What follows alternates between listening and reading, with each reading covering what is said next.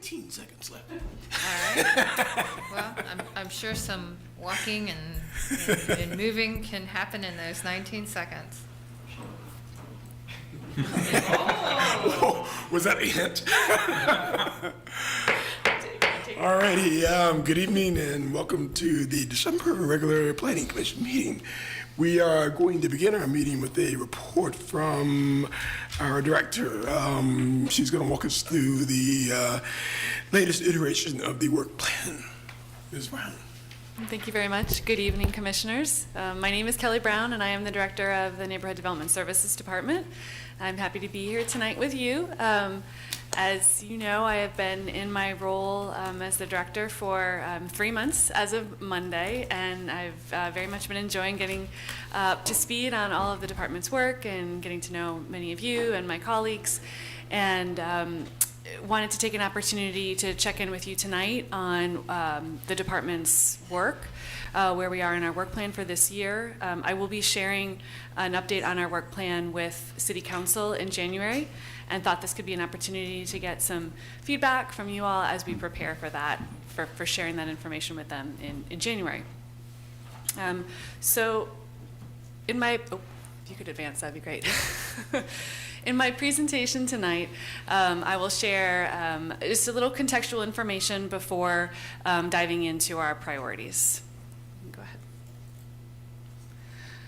So by way of background, I wanted to share an overview of our department's organization. We have made some changes to the organization over the past several years, actually, some changes that were initiated by Director Freese before he moved to the manager's office, in which I've been able to fully implement with the support of Deputy Director Creasy.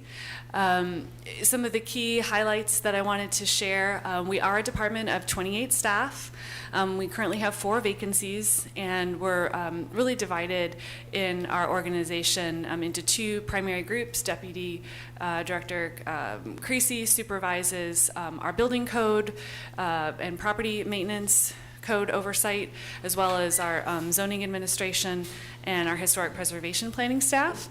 And I supervise the work of our larger planning team, which is made up of our current planning services, led by Matt Alfeli as our development services planning manager, also our transportation planning group, and then our support services. We are currently recruiting for a long-range planning manager that will be a counterpart to Mr. Alfeli and really lead the development of small area plans and a lot of our long-range policy work in the areas that have been identified through our work plan. Our planning staff is a fairly small group. Our development services group is made up of 3 planners and our planning manager, and then our long-range group is the planning manager, and we'll be recruiting for another planner to support that work as well. I also wanted to highlight some of our accomplishments from the past year to help frame where we are now and where we're looking ahead. We have, and we continue to support a significant amount of development review and building review. Over 1,000 permits reviewed in this past year, 1,700 permits issued, and a significant number of inspections, over 6,000.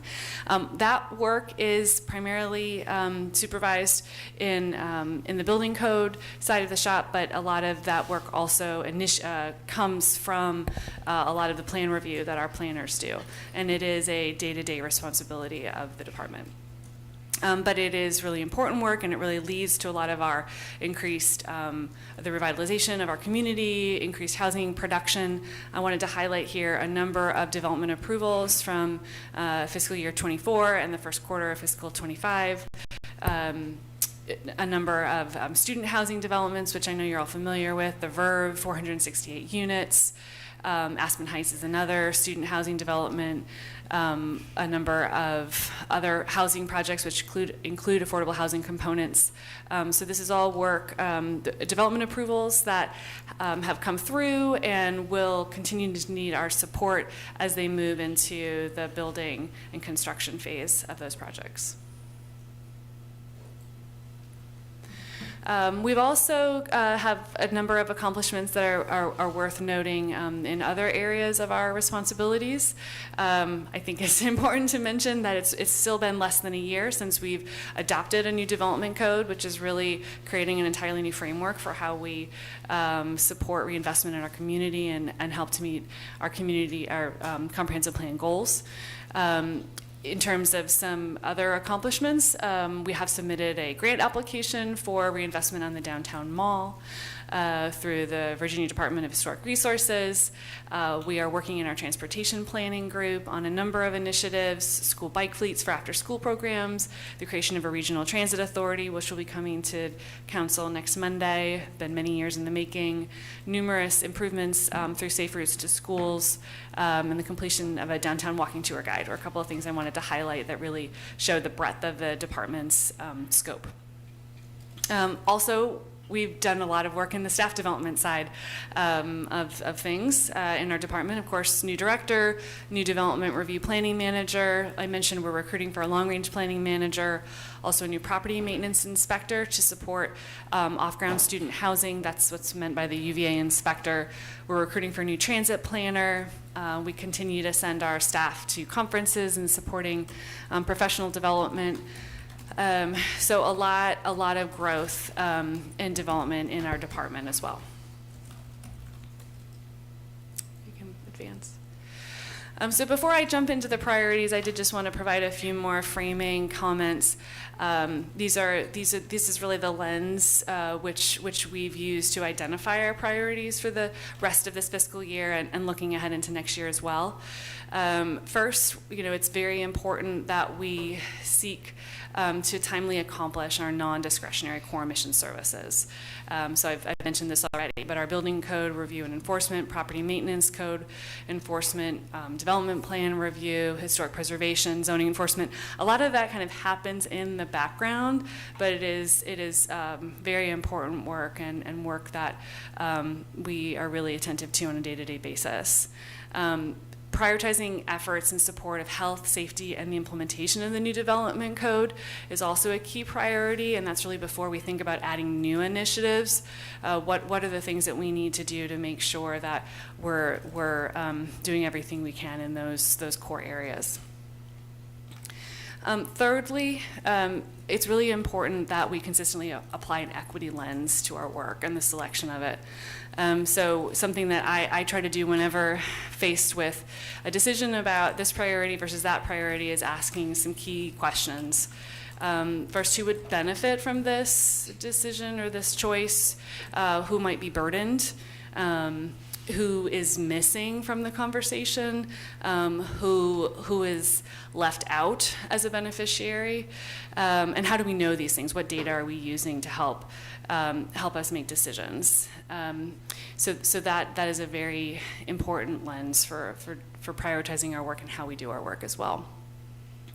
And then finally, aligning our work plan commitments with staff capacity, recognizing that we are a small but mighty department in terms of our workforce, and making sure that we are really able to accomplish what we identify as our priorities given our existing capacity, but also being creative and trying to grow our capacity as well through professional development and training. So with that, I will start to lay out what we've identified as our main priorities for the rest of this year. I've tried to group them by theme. These are themes that are present in City Council's strategic plan. So organizational excellence is one of Council's strategic plan priorities. And you can see there's a number of priorities that we're really focused on with regards to organizational excellence. So continuing to maintain the city's review of all property development and property maintenance with applicable local and state requirements. Working to continue to improve our electronic plan review system is part of that, and also just looking holistically at our development review process and seeking to identify where there's some opportunities to streamline and make our review even more efficient. Switching gears slightly, we also need to be focused on how are we going to undertake our 5-year comp plan review. So it might be hard to believe that we have just adopted our comp plan not too long ago, but we will be required to conduct a review. And so what do we need to be, how should we be setting ourselves up to complete that by 2026? What are the key areas that we really want to be focused on there? We will continue to be focused on recruitment and onboarding the several new staff that we're bringing on board. We've also identified needs for several other staff in the budget, and training and professional development as well. We also have a number of priorities in the area of transportation, which I know you're all familiar with, thanks to Ben Chambers' work and his team, working with DPW as well. One of the first items that I wanted to highlight is scoping for a comprehensive transportation plan. So this is an item that has emerged, really recognizing that the city has a number of priorities across several different plan documents. They don't always speak to each other consistently, and they don't always come across in a way that everyone can kind of understand where we're headed. So we will begin scoping a new comprehensive transportation plan this year. And we will also at the same time, however, be focusing on developing policies in a number of areas where it really doesn't make sense, or we just really can't wait until we have a comprehensive transportation plan in place. So we'll be looking at new policies and procedures and community engagement around the creation of safe streets, traffic calming, lowering speed limits throughout the city, continuing to support Move Safely Blue Ridge. Building out our pedestrian facilities and sidewalks. That's something that we hope through the CIP investment will greatly support that work. We can move forward. Our regional transit and CAT planning. I'm not going to go through all of these items, but I'm happy to refer you to Ben Chambers to answer any questions on these items. Biking, bike and bike facilities, continuing neighborhood walking tours, and focusing on micromobility as well. In the area of economic prosperity, we will continue to support a range of interdepartmental efforts related to revitalizing the downtown mall. Currently bringing forward updates to the CAFE standards for their review and approval, and also as we approach milestone anniversary years, celebrating the mall's historic district status. I mentioned the downtown CAFE standards that is in process. And we will be focusing on homestays. So improving enforcement by investing in software that will really help us with tracking, but also that can be a data point to conduct a zoning study to help refine our existing regulations to make enforcement easier. What's COR? Sorry, Commissioner of the Revenue. I might have made that up as an acronym, but it fit on the slide. And then finally, in climate and sustainability, this has been identified coming out of the development code as an area of additional work, is a review of our environmental policies, and really developing a new policy framework for how we're going to steward our natural resources within the context of our goals for reinvestment in new housing in the city. And with those new policies in place, what does that mean for some regulatory changes?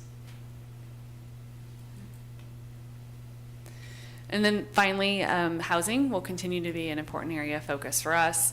A lot of this is related to continuing to socialize the development code in the community. But before I mention that, we will begin scoping the scope of work for a small area plan for 10th and Page. That's also something that was identified coming out of the adoption of the development code. Our initial step there will be starting to pull together an understanding of the existing conditions in those neighborhoods, in that neighborhood, excuse me, and really seeking to identify what are the key issues that can be addressed, that should be addressed, that a small area plan can help resolve, and working with the community as well, collaborating with them to identify those key planning issues. On the topic of the development code itself, like I mentioned, we're going to continue working to make it more accessible to everyday homeowners, investors, looking to develop more training materials that can help break down some fairly complicated concepts into more digestible material for what are the opportunities. Monitoring and evaluating the code, where are the issues that remain, that present barriers to reinvestment, maybe unintended consequences that we're starting to identify.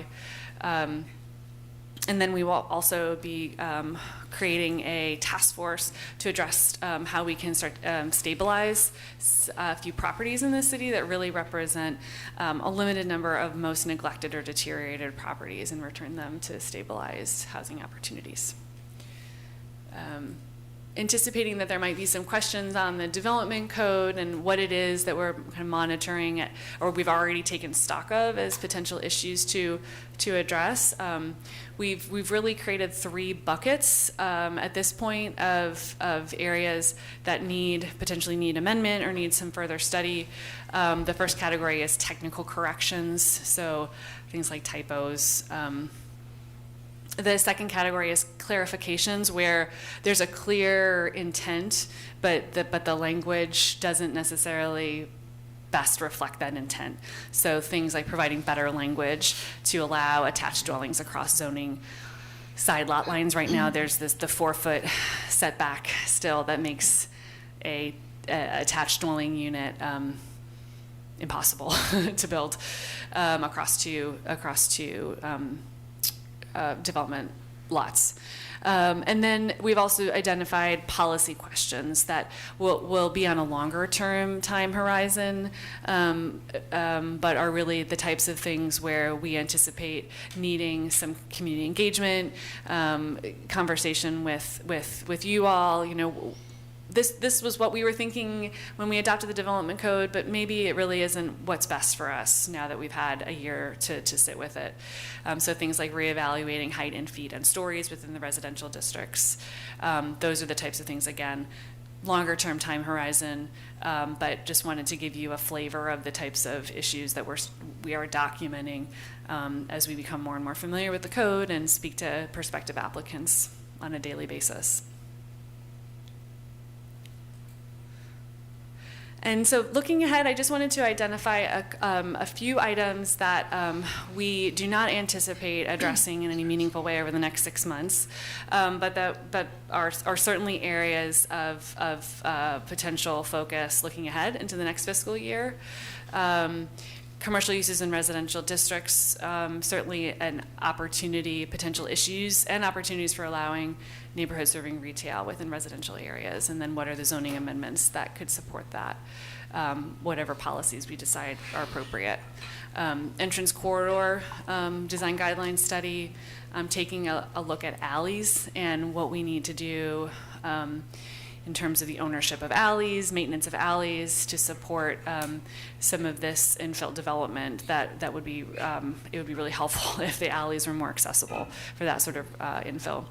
And then taking another look at the downtown mall. So there have been concerns raised that the development code doesn't provide the clearest guidance for what really is the appropriate height and massing on the mall. And so there may be an opportunity in the next year to develop a scope of work for some study to look at building height, take another look at building height and massing on the mall, and come up with a clearer vision, and then what are the right regulations in the development code to support that. And I believe that concludes my presentation, and looking forward to answering any questions or hearing your feedback. All right, questions? Any questions? A quick comment on the small area plan. Just a reminder that when this was originally discussed, it had to do with the intersection of Preston and Grady and the Preston corridor. I think we've discovered that the whole neighborhood itself needs to be studied as a small area plan since then, but just not to forget that corridor was also a reason for the desire for a study. Yes, thank you. I'm aware of that as being something that we need to look at for sure. The question for you. I like the annual review of the development code. I think it's a great idea to, see how it's going and see what should be adjusted. Is the development code, has it been in place long enough to where we could start to do a trend analysis on some basic metrics like, I don't know what those are, building permits issued or kind of units of housing permitted, on a monthly basis before in the old code and now in the new code, just some like high level numbers that we could see from time to time just to get a sense of, is the direction going up? Like I think one of the goals was to produce more housing. Is that happening? But I know it takes a long time for these things to start to have an effect. Right, and that is the key point, that I think it does take a while for a code that has this magnitude of changes to really take effect. And so we certainly can report out on trends. We are seeing a lot of interest, but to date, we are not seeing a significant number of real applications. Interestingly, we have received a number of permits for accessory dwellings in areas where we weren't seeing applications before. But beyond that, I think people are still really trying to understand what exactly is possible and identifying, areas where there's questions about, feasibility, and that's what we're tracking. But certainly, I think that's something that over time we would be very, very interested in reporting out on. Great. I think maybe if I could suggest something we do in the short term with a more limited scope than that. The county produces I think it's a quarterly and an annual report of just, this is how many units were made. And I think they split it up into their comp plan areas. We could split it up into our planning neighborhoods, and they split it up into single family, detached, attached, multifamily. Just something that simple would be great to see as a product from the city. And then, 5 years later of producing that, we could much more easily start to see trends externally. That's a good idea. Thank you. We'll take that back. I'll just make a comment. I liked when you mentioned thinking about the climate and resiliency as being more folded in, and also I like the idea of like a dashboard, so people who are tracking it, can see how long it takes, so they're not like, oh, you're just hiding things, here it is. But also, like you're saying, just to kind of show how many affordable units, regular, whatever it is that people might be interested in seeing. But the climate thing I thought was great, because I feel like in many large organizations, there's all of these different departments and getting funded in different ways, trying to do the same thing. So after we had the work session with the county, and they had some really great goals, like how do those actually get, come into action? So I thought that was really important. Yeah, thank you. The school board folks are also interested in those kinds of metrics. They see Yes. changes happening, and they know they change enrollment and capacity.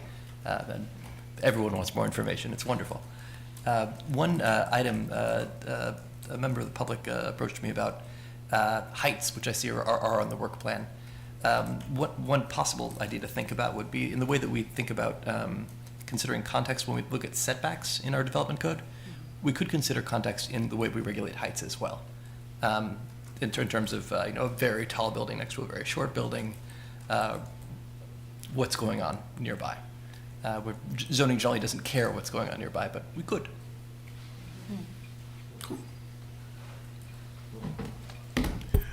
Right, I think that wraps it up. If you have any other thoughts, why don't you just drop Ms. Brown an email and maybe copy Ms. Creasy and the entire planning group. We are going to postpone the commission reports, the university report, and move on to matters to be presented by the public that are not on the formal agenda. So this is your opportunity to talk to us about all the work that we do, with the exception of the CIP. There will be a separate public hearing for the CIP. Ms. Creasy, would you moderate? Sure. So this is an opportunity, as the chair said, for individuals to speak 3 minutes about any topic besides the public hearing item.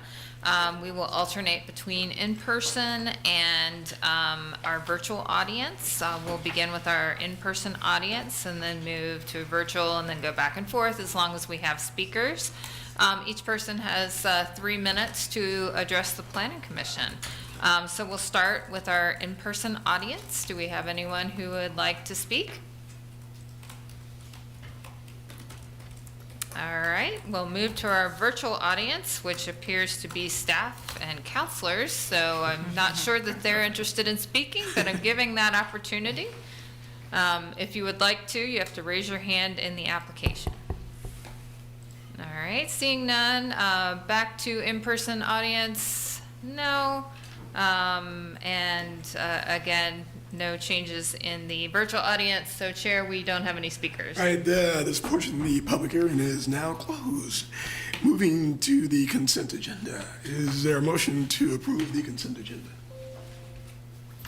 Yes. Second. All in favor? Aye. Any objections? Any abstentions? Right, the consent agenda is now approved. Thank you guys for cooperating and helping us get to the public hearing almost early. So we need to wait another 3 minutes, don't we? Okay. Good job, guys. I don't know, maybe you have one person who could sneak in a report? So much pressure. Let's see. Mr. Joy? Thank you, Chairman Mitchell. This is just a brief recap of last week's Board of Visitors Buildings and Ground Committee that took place on Thursday. And so 3 capital projects were presented to the board. And I'd mentioned them at previous meetings, but I thought I would just kind of put them on the formal record here. The first project that was presented was a 1,030 parking space parking garage over in North Grounds. And so that design was approved, and that's good because it green lights the construction of that to begin. So that design, it's a design build delivery for that project, and it's slated for completion in 2026. And that sits just in the northwest corner of Massey and Copley Road, so opposite the parking at the John Paul Jones Arena and north of Palmer Park, which is the relatively new softball stadium. The next project was a 750 to 800 bed student housing project. And so this one I've mentioned before, this sits at the westernmost parcels of the 14-acre Emmett Ivy corridor. The sort of part of it butts up against the Copley Bridge, and then another portion runs along Ivy Road, sits just to the west of the Karsh Institute of Democracy. And so that was presented just for design review, so that'll go back to the board after the new year for its final approval. And that is part of a larger discussion that's currently happening around second-year housing across grounds. So that is the first part of a larger project. So more to report on that as that takes shape. And then the last one was the schematic design review for the Center for the Arts. And so, again, that was just a preliminary review. Some of the programmatic highlights for this include a 1,200-seat performing arts center, the UVA Department of Music.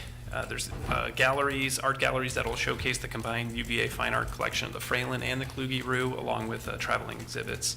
And the project has received generous donations to help sort of get that project going, but additional state funding is necessary to proceed further in design and construction. So there'll be more to report on that as that takes shape with the General Assembly in the new year. So Ms. Rector. that's Okay. I'm very excited about the second-year housing. I forget, I wrote something down, but, I was, with the tree commission a week ago, and they are preparing, I can't remember if it's the state of the canopy, the tree canopy, or the state of the forest, that they present to city council. One of the items is, kind of, reinforcing the, I think there's already some interest in hiring a second urban forester, that one might work more with NDS on private land, and one might work, as they already are, on public land. Anyway, so I think they've been working really hard on that. I suggested, I think, at some point, it would be great to have a work session together, just to go over, I think, questions about the new code and promoting, planting and trees and all of that stuff. Okay, good idea. Thanks. Looks like it's 6. Do you want me to go still? Yeah, go ahead. Okay. It's not quite 6. All right, so I attended my first meeting of the MPO Citizens Transportation Advisory Committee. There's some overlap between the committee that Rory's on, but one thing that was somewhat new that would interest the commission is the MPO received a Safe Streets and Roads for All planning grant from the federal government. This program is funded by the Bipartisan Infrastructure Law, and it provides 2 types of grants, a planning grant or an implementation grant, but a locality has to have a approved safety action plan before they can get implementation dollars. So completing this plan would allow the city, the MPO, and other localities within the MPO region to apply for federal Safe Streets and Roads for All implementation money. This program, locally, the study is being called Move Safely Blue Ridge. They've been doing some public outreach. I think there's a survey, online survey that's out there right now you may have seen floating around. But they're taking a safe systems approach to identifying high injury corridors and intersections, and then they're going to be planning countermeasures to improve those locations. They're planning to wrap up in the spring of 2025, which is the deadline for the grant program. And this is a very data-driven process, and it's going to, I think, help the city and help the region understand where we can invest our safety dollars and make the biggest impact. That's all I have. I will do the rest of the commission after the CIP.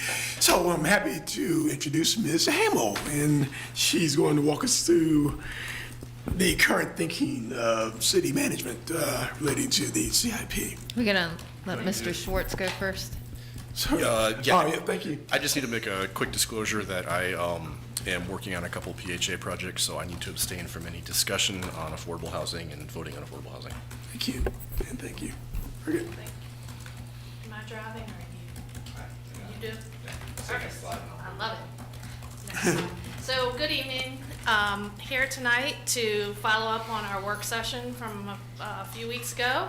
And this is a public hearing on the CIP. My presentation does not really contain any new information than what I presented to you before. So plan is to just breeze through that pretty quickly and then leave the time for you all to have discussion or answer any further ask any further questions.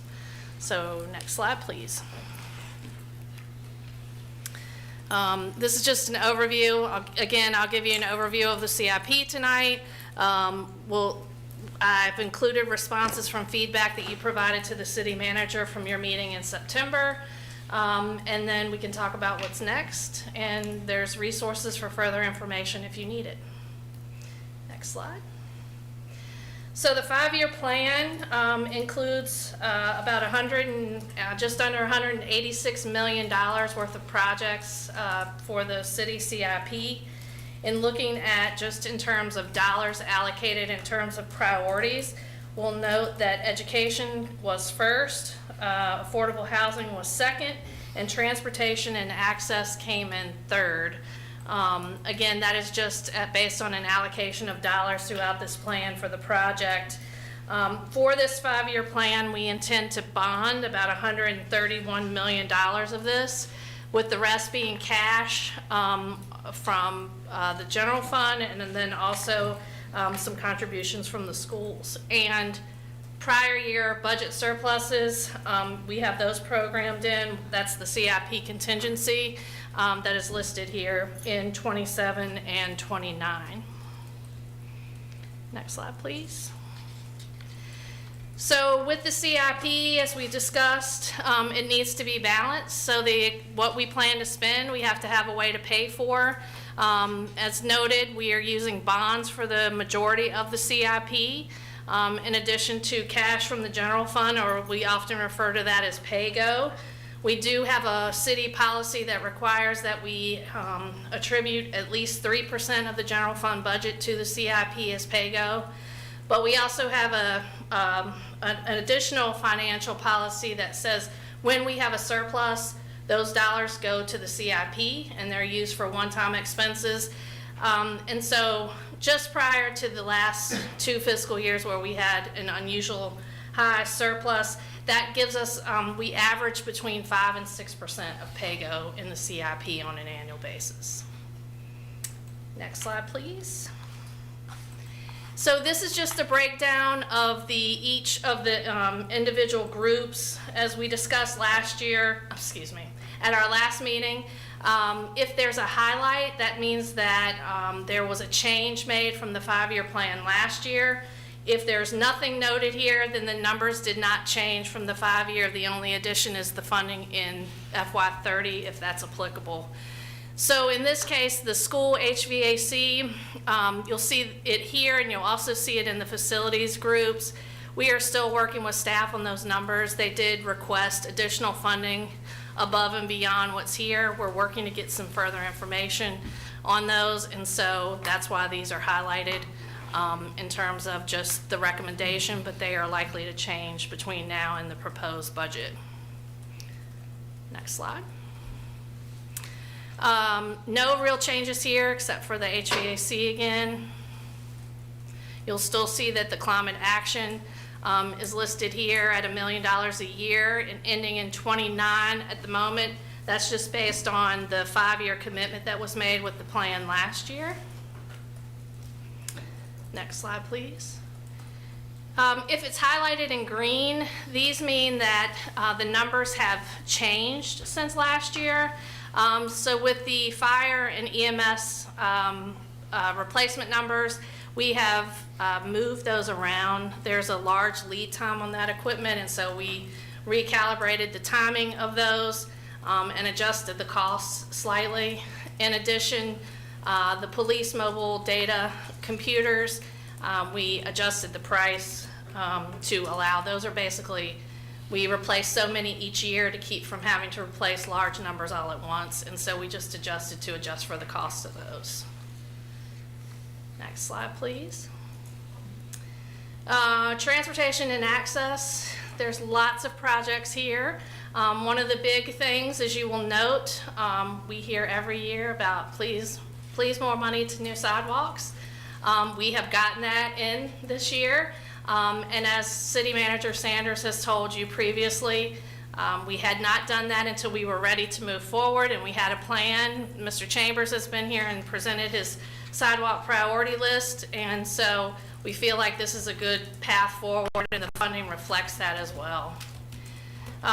Small area plans changed slightly, as did the street milling and paving. We've just adjusted that. There's been over the last few years, there have been some issues in that, but that's ramping back up, and so we feel like the dollars that are here are reflective of the work that can get accomplished over these 5 years. And then the ADA transition money, that is new this year. We are still working on the exact plan, but this is to show our commitment to moving that transition plan forward. And more plans and discussions will be coming forward to council on the specifics of how those will be spent. Next slide. Parks and Rec, the playground dollars for renovations, that's an annual ongoing sort of maintenance account that got some increased funding, as well as some of the tree accounts at the request of Parks and Rec. Those were reshuffled to reflect more where the dollars were being spent. And then we added some money for the downtown mall tree management plan. That plan is in the works, or will be in the works, and that we will definitely be coming back asking for more dollars once that plan produces some recommendations, but that's to get it started. Technology, no new changes here. $40,000 of that is for PEG fees, public education access fees that come to the city and must be used. We use those for the Channel 10 studio. In addition, the citywide IT strategic infrastructure, that is money that is set aside to help address IT needs that come up during the year. Sometimes it helps us supplant new software, but that stays the same. And then the voting equipment was in last year as well. That will all be replaced in '27, and this is just building up a balance to do that. Affordable housing. No changes here from the 5-year plan, except I will note that the Carlton Mobile Home Park, which was approved by council, that is an annual payment to our partners on that project. And so these are the numbers that have been submitted, and we are still working forward to finalize those numbers, but that is what we project right now on an annual basis. Next slide. And so we're back to the questions that you all had sent to council from your meeting, things you wanted us to look at. The next few slides we went through is how we address those. I'm happy to go back through those if you'd like, or I'll pause here and see if you have any questions, or if you want to discuss, or how you'd like to move forward. How would you guys like to do this? You're gonna want to start questions at pretty much the end of your, That's pretty much it. okay. All right, why don't we just go around the dais so everyone gets a chance to ask questions. Mr. Joy. Thanks, Chairman. I have no comments, and again, appreciate all the hard work. Thank you. I had a very small question, I think. When, it's transportation access. What is the CIA immediate implementation? That's not straight. SIA. I remember in other, I'm sorry, SIA, yeah. Would you like to say that? Is that the old SIA? Yes. Okay. Yes. Wasn't so immediate. Can I add though that I believe it was last year in our conversation on the CIP with council, we did agree to expand that to be inclusive of implementation in all small area plan areas. So projects identified within or consistent with a small area plan can be funded by this account. And that was a name change, so thank you. Sorry. Just wonder. I don't have any questions at this time. Very clear, thank you. Thanks. Good, thanks. Thank you. I guess a quick question. Sorry, I sent in that email late, but I saw that there was an unfunded request for barriers for the downtown mall, for example, for events. Would that not be a CIP item, or was there a choice made to not make it one? So some of those we are still working through. The list that I sent you were all the requests we received from departments. Some of those we're still in the midst of working through the remaining ARP funding. There's an item that will be coming to council.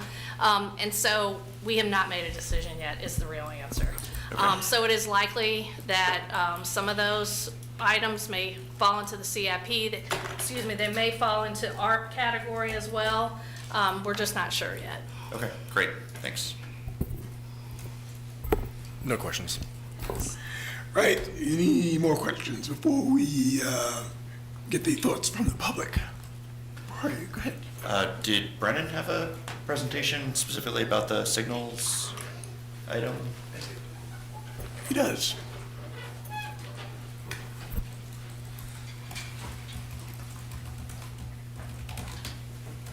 Brian Duncan, city engineer. Thank you for the opportunity here. Just based off of emails and just my own, I was thinking about presenting on this at some point anyway, because we have had a lot of questions about the traffic signal replacement in different meetings as it relates to the budget. So I just wanted to kind of go through kind of the history of this. It's been in the works now for 3 or 4 years. So some people either may not have really known about it or are just now finding out about it. So next slide. So kind of the history of this. So most of our inventory, we've got 75 traffic signals in the city. They're approaching the end of their useful life. Most traffic signals are anywhere from 40 to 70, 80 years, somewhere in there, depending on the material, whether it's galvanized or painted. Almost all of our signals were put in the late 70s, early 80s, somewhere around there. So we're, in that like 40-year-ish range, 40 to 50 years. And we are really starting to notice the wear and tear on the signals. Back in 2021, we went to council and you all to create a fund first to kind of start looking and assessing these. So that was where this kind of fund was created. We hired a consultant to come in. They analyzed, they did reports on all 75 of our signals. Did tests on the thickness of the material. They did visual inspections, just all encompassing really. So that took about a year. So from 2021 to 2022, they were kind of doing that assessment. We came back then kind of, with the first round of that to say, hey, we've got a lot of these that are in really bad shape. You'll see on the next slide, we actually had one that had fallen over kind of in this time frame out at Arlington and Emmett Street. A truck kind of just barely tapped it, the one there in the middle, and sheared off the pole. But it did not take much force at all. You can see in several of these pictures, there's just holes that are through the steel, brackets that are cracked. This is kind of a snapshot, but this is the majority of our signals in the city. Of the 75, roughly 80% were deemed to be structurally deficient, which is around 60 of our signals. Right now, we're focusing on kind of the top 20, so just over a quarter of our signals, which were designated as the worst. So that's kind of where we were and where we're going. Next one, Patrick.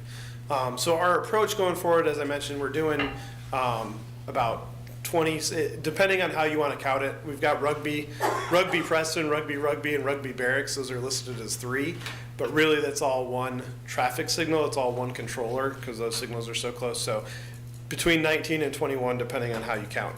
But these are kind of the signals that we're prioritizing. We've broken this down into a 4-phase approach for a few different reasons. One, just trying to actually get this many signals done, at one time is difficult. 2, I apologize.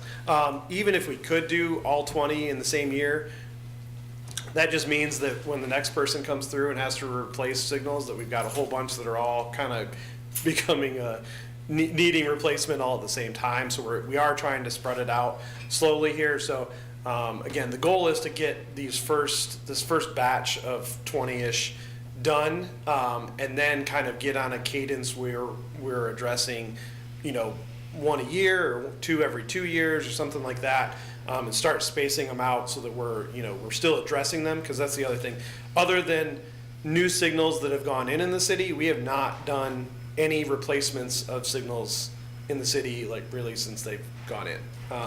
So it's deferred maintenance. There's at one point a public works director, basically said, I don't want to pay to paint the poles anymore, or guys don't have enough time. So there was a period of years where normally we do, regular painting every year. That's another reason why we're trying to go away from painted poles towards more galvanized. It just takes time, staff, and resources away from the other duties that they're doing.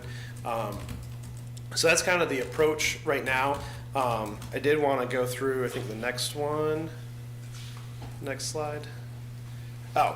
First, before I get to the next slide, so yeah, how it's going. So we do have Timmons Engineering is under contract for these first 21 intersections. They started their notice to proceed was around January of this year. We're through about 60% design phase, which kind of means that we've looked at right-of-way needs and that kind of stuff, trying to reduce cost and also schedule. They've given us the pole designs ahead of kind of the whole bid document, so that we can normally, again, I don't know how much you guys know, but I don't want to assume you know anything. So the poles are a long lead time item. Usually, if we would put it out to bid, the contractor needs to order them. It can be anywhere from 6 to 9 to 12 months for those actually to be produced and get to the job site. So, it just it drags out the project. So we've asked for these designs ahead of the rest of the plan set so that we can go ahead and order those ourselves with our own money.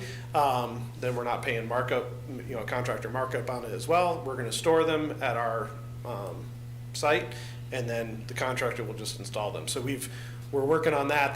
That contract should go out for bid either by the end of the year or the first part of January for that first batch of, I think it was 5 intersections.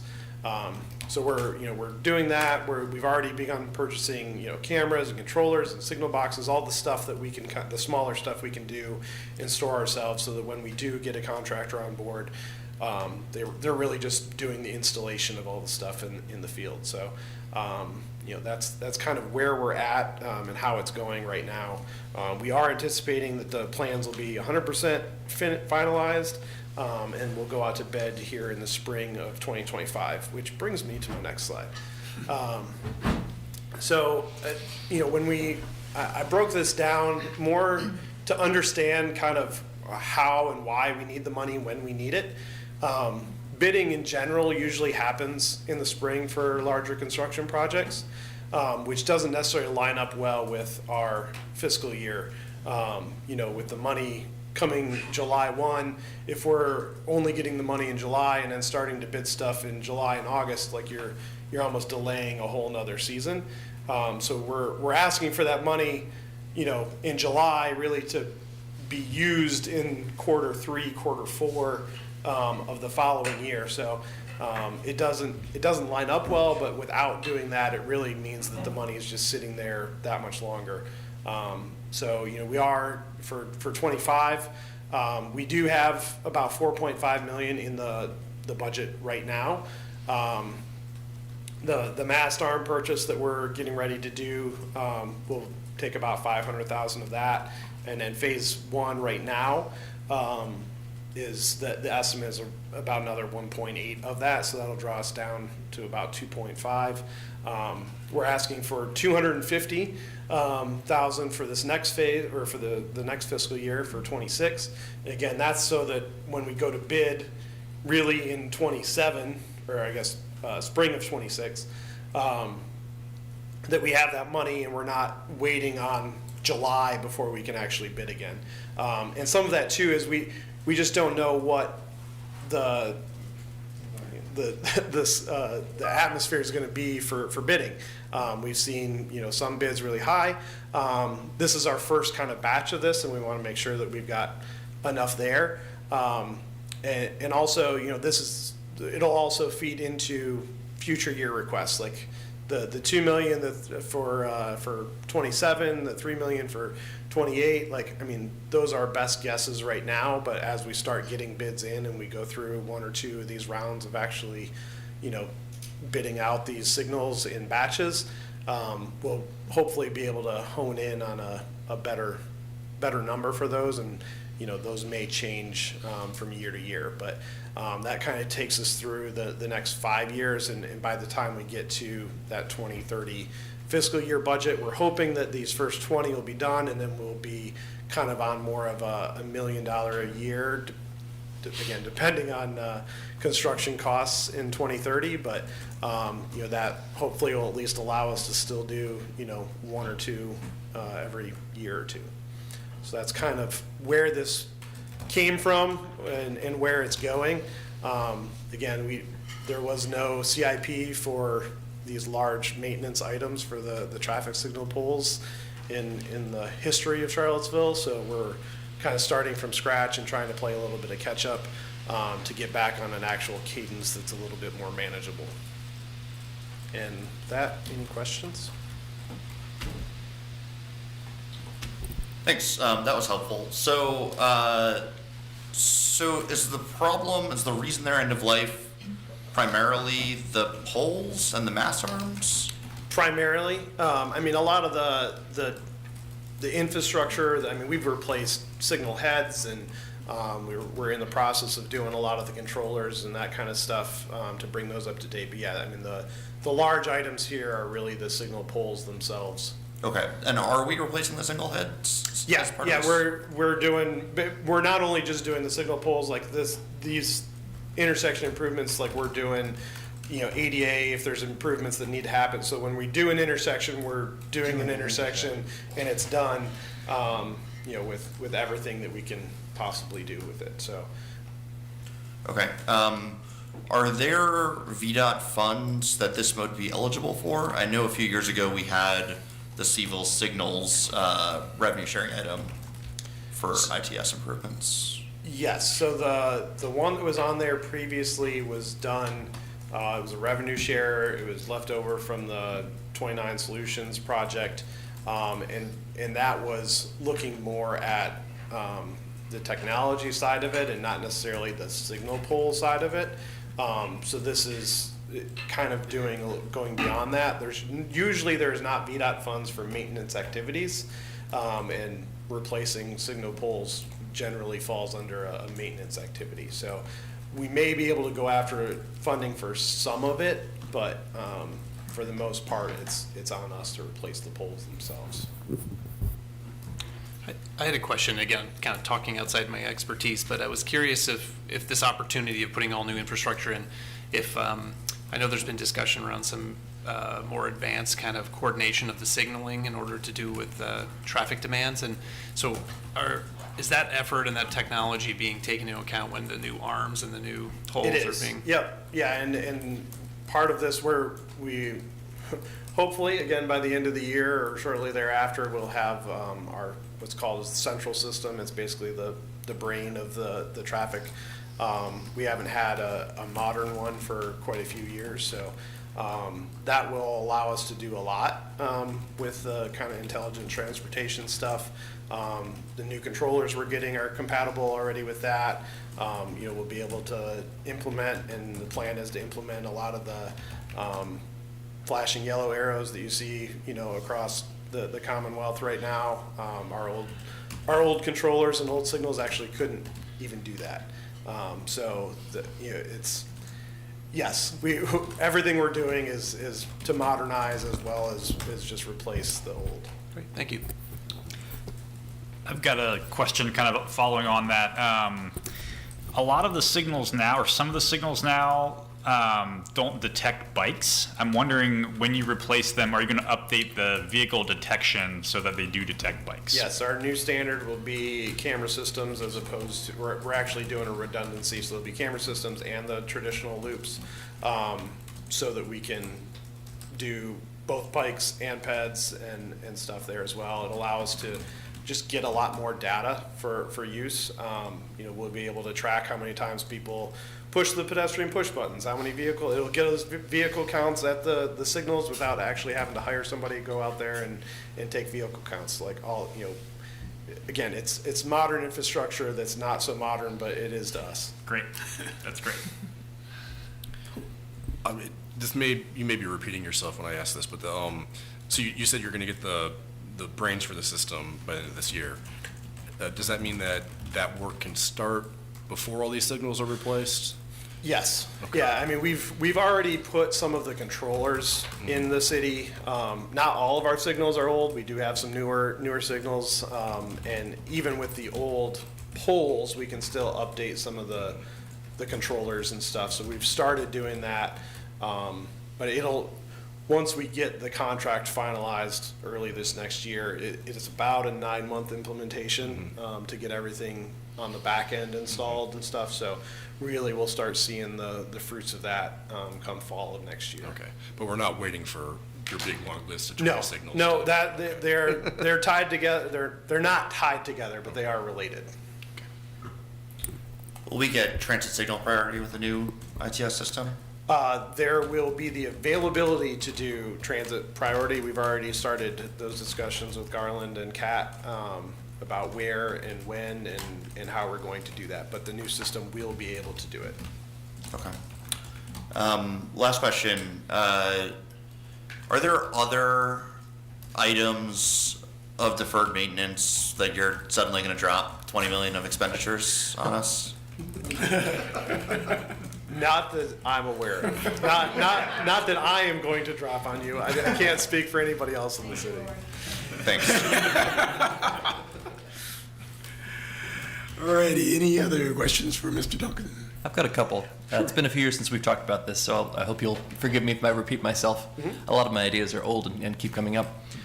Can we eliminate some signals, stop signs, various ideas of de-teching?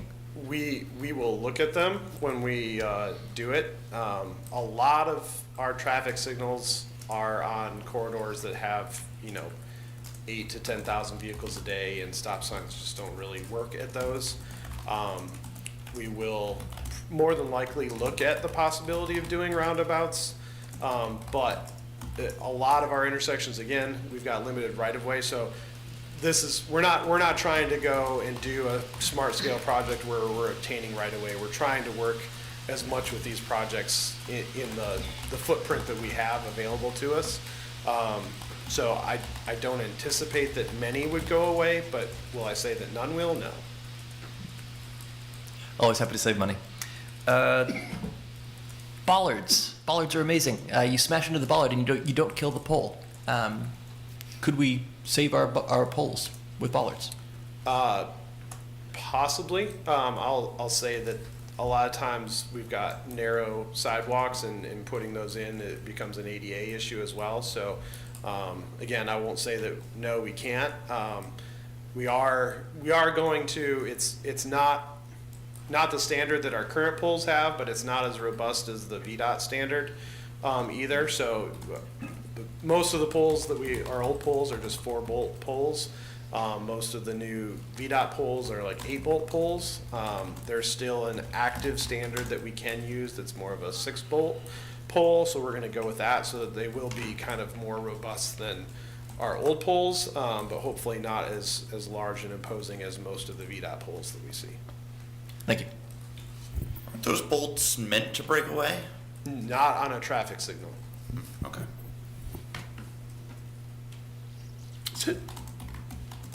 Anything else? Do you have any general questions for Ms. Hamill? All right, with that, I think we will open it up to the public hearing. Ms. Creasy, will you moderate the public hearing? Sure, this is an opportunity for anyone who would like to speak on the CIP hearing. As we typically do, we will begin with our in-person audience, and then we will move to our virtual audience, and we'll alternate as long as we have speakers. Just want to check and see if anyone in the audience in person wants to speak. Wonderful. Come forward, state your name for the record, and you have 3 minutes. Thank you. I'm Fritz Kanabi from the Venable Neighborhood Association.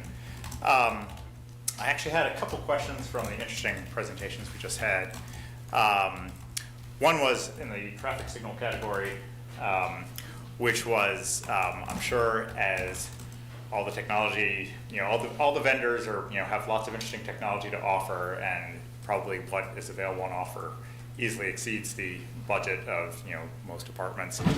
I'm curious what sort of things are not going to be bought, not going to be provisioned, that are kind of the interesting state-of-the-art things that are potentially being offered in this area. It's sort of like always budgets are limited and you can't always buy everything that is there. Or if the systems are so flexible that in the future you will be able to easily modernize and extend the capabilities of the system, since in the lifetime of this next set of poles and systems, driverless vehicles will probably be on the streets of Charlottesville, and all sorts of other changes will be happening that we can't even imagine what will happen. And then I had one other question, which was just around the CIP, and it was around what sort of things in the CIP are particularly oriented towards climate resilience, as we see increasing changes. Some of the events that we've just seen in Asheville are certainly notable to us, and I'm just curious what kind of investments are being anticipated for climate resilience as we go forward. So it will be, before you all answer, typically we do not allow a back and forth in public hearings because there are usually so many people that want to speak. But I think we will allow it today Thank since you. the number of folks lined up to speak are not that large. So, but again, typically we do not allow back and forth. Please. So I guess to answer the question of the future-proof, I guess I'll use that term for the system. A lot of the old technology that it was kind of a server-based, you'd have it on site and you bought it and then that's kind of what you had. I think the whole market is really moving towards more of a subscription-based service. So that's what we're going with. So as new technology comes in, the supplier that we're going with, as they update their system to accommodate the new technology, whatever that is going forward, we would have that ability to tap into that. I think a lot of the current technology that's out there will be able to do with the system that we're getting. So I don't think there's anything that we're prohibited from doing with the system that we're going with. Is there more? Sure. A lot of it and some of it, does it infringe on civil liberties stuff where you're tracking, Bluetooth of people so you can get maybe. And so we're not really going that route right now. I know some places do that where it has a Bluetooth reader at every intersection and you can actually get individual devices so you can see how vehicles are moving throughout town. So is that technology out there? Yes. Are we using it right now? No. Are we planning to use it? No. But that would probably be the only technology really that I know of that we're not planning to use. The transit signal priority, again, we're not going to be implementing it right away, but we're making sure that technology is there, that we can implement it. It is something that we're looking at. So I think that's about all I got to say. So Chief Kachis wasn't watching. Give him ideas. And follow up on your climate question, specifically in the CIP last year, we added for the first time $5 million, $1 million a year for climate action initiatives. This budget, this 5-year, has $4 million of that left. In addition, for all of the maintenance type items, we are looking at more efficient, more modern ways of doing things to help address the climate in areas when we can. And then transit, of course, is a big initiative, but that is all funded in the transit fund, so not in the CIP. Very good. Thanks. All right, well, we'll check in on our virtual audience. I don't think we're going to have any speakers there, but I am going to note that there is an opportunity if you raise your hand in the application. All right, and we have no more in-person audience. And our virtual audience is staff and council. So, Chair, I believe we have had our speakers. The public hearing is now closed. So, I think we begin deliberating. Let's do one round from my left to right, and then we'll open it up to general comments. So. I don't have comments. I just had because I'm new to the commission with this process. So with the CIP, I know we go to approve, it goes to council. But I remember City Manager Sanders mentioned at the last meeting that a balanced budget is ultimately what he has to deliver. So if there's shifts or changes from this, does it come back, or how does it? If it does, it just. I think this is the last look we're going to get at it. Got it. So well, I guess we'll just hear council what doesn't may- get funded. Okay. Thank you. Appreciate that clarification. The only possible amendment, or not, wouldn't be an amendment, a recommendation, I think others might bring it up, the kind of extra, having some money set aside for affordable housing emergencies that come up that are not 5 years in the making. I think Much like the Carlton. Yeah, I think Mr. Solier Yeah. has an amendment that he's actually going to add to the motion to do that. So good, That's what I thought. Good thought. Thank you. I don't have anything to add. Nothing at this time. Yeah, I think we're going to have a conversation about amending this affordable housing piece and tweaking that, but otherwise I have nothing.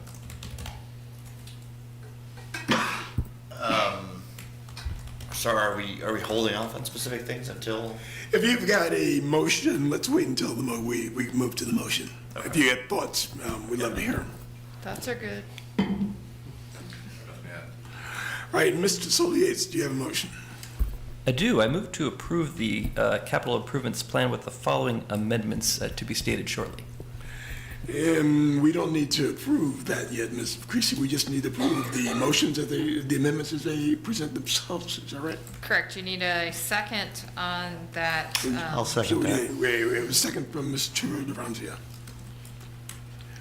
All right, we are now open to amendments. Why don't we start with the one that's you've been working on, that you, Rory, and Phil, and Betsy are interested in? I have a lot, but I'll start with that one. A strategic housing fund similar to the Strategic Economic Development Fund, reflecting recent funding challenges with mobile home park purchases and the sunsetting of affordable housing restrictions. This keeps coming up. We should just expect that it will keep coming up. So would you put that in the form of an amendment, please? Increase funding for a strategic housing fund. And the reason is just to brace ourselves for things like Carlton Mobile Park and other affordable housing projects, other affordable housing complexes that may be losing their affordability. Okay, got it. So would we second and then discuss that? Yeah. All right, so I'd like to second that with a friendly amendment, to wit that we look to create a seven-figure strike fund either from forward surpluses or otherwise. At a very high level, some of the larger projects on the affordable housing piece are really amorphous at this point and placeholders. And that we look at that in the context of both a strike fund and possibly connected to the land bank, but not be limited in how we find this money. Okay.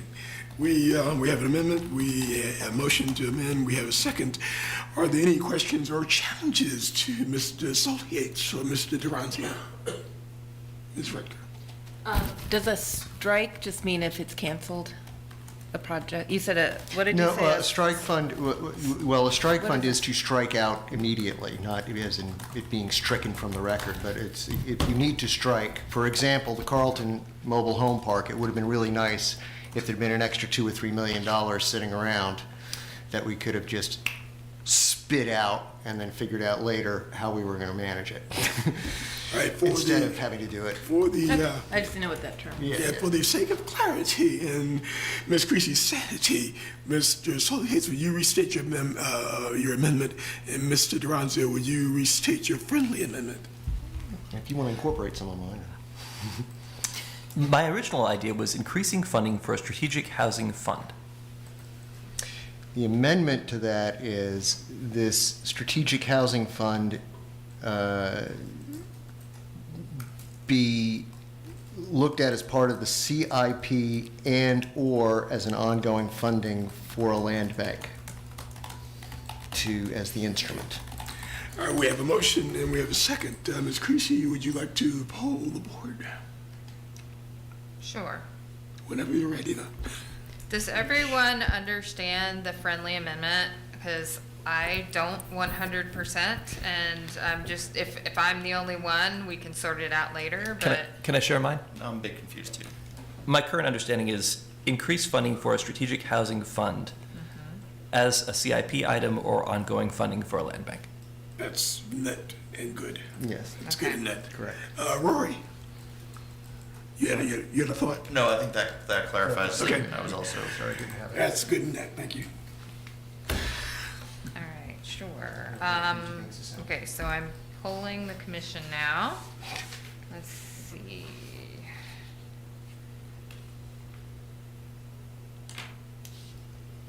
All right. Mr. Schwartz is abstaining.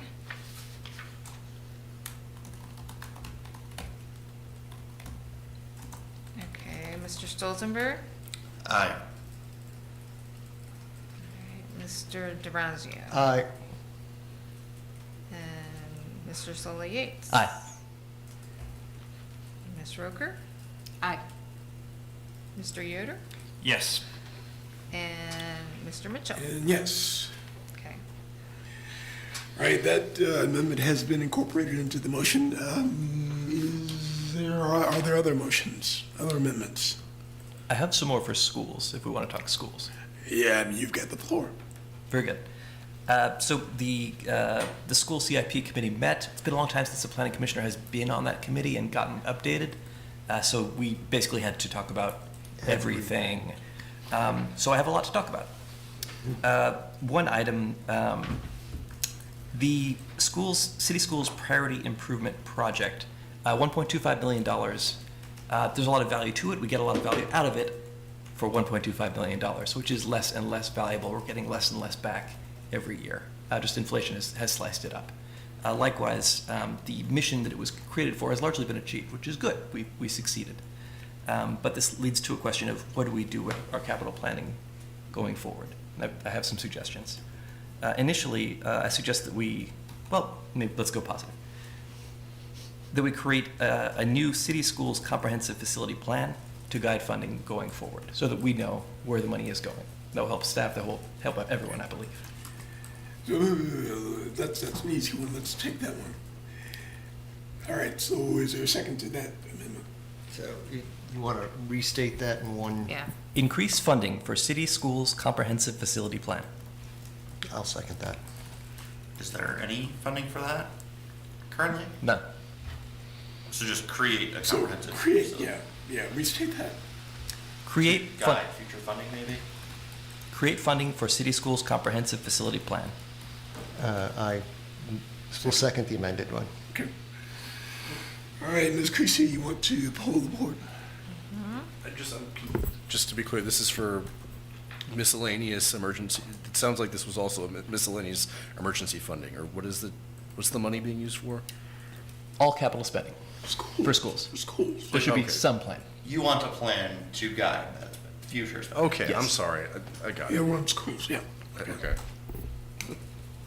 Okay, so we have the amendment for create funding for city schools comprehensive spending plan, Comprehensive facility plan. comprehensive facility plan.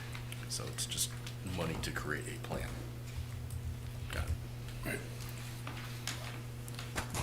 All right, Mr. Schwartz? Yes. Okay. Mr. Stolzenberg? Sure. So why not? Mr. Duranzio? I seconded it. Yeah, I guess I'm for this. Okay, Mr. Solier? Yes. Ms. Roker? Yes. Mr. Yoder? Yes. And Mr. And Mitchell? yes.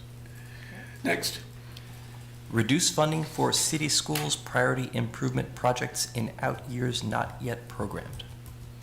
No, I'll Interesting. second, Can you yeah. talk about that a little more? Yes, the money has to come from somewhere, and this money isn't programmed yet.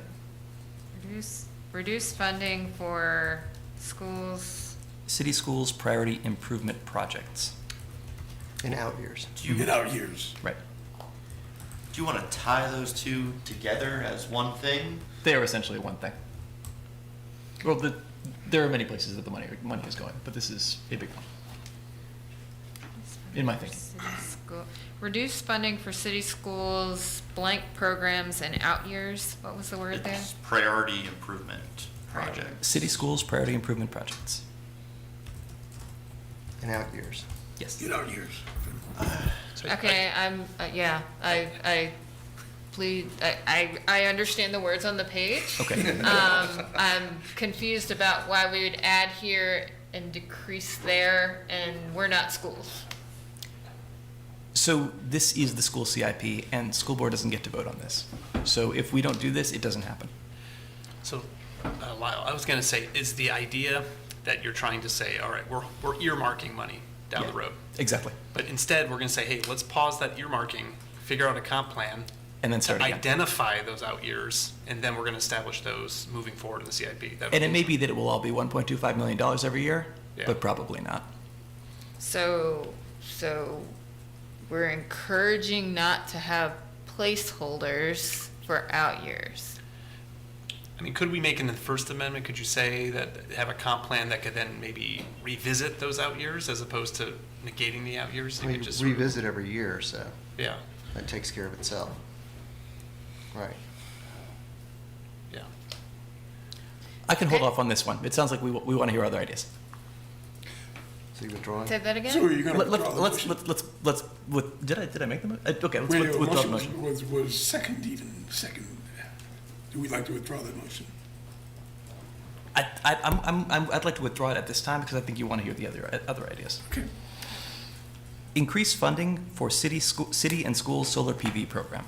This was increase funding for city and school solar PV program. Solar PV. This was a big one that the school board was concerned about. They were shocked that we weren't funding it. I said we did fund it. We did not fund it. I think, Didn't we get an explanation of that Yeah. by email? we did, I mean, they did have an unfunded request, a large unfunded request to add solar. The thing is, though, Oh, I see. they are exploring and can do, lots of other localities do it, power purchase agreements to get private companies to install solar on the roof. We buy the clean energy back at rates lower than what we pay Dominion, and we don't have to spend money, or we don't need the capital outlay in the first place. Given the current state of the budget, I would simply recommend that we move forward with those as quickly as possible. I personally know people who run large commercial industrial solar installers who are doing this all across the Commonwealth and wondering why the city is not letting them give them a proposal. Personally, I would recommend against putting money into an account for that and instead say proceed with PPAs quickly. I agree with that generally. We did say that last year and nothing has been done. So do we want to say it again and not, we really mean it, or? Yeah, I mean, in the near term, we were told, let me pull up the email, that the next couple are funded, right? The fire station, KTEC, CHS. And the middle school. Oh, no, that's gonna need a power purchase agreement, yeah.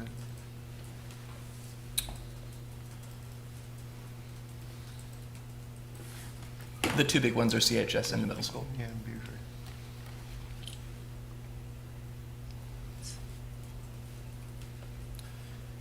I mean, an advantage of just paying for PV directly, I guess, is that, every year we're paying money in operating budget to Dominion, and we can pay down our debt service with the same funds and presumably save money.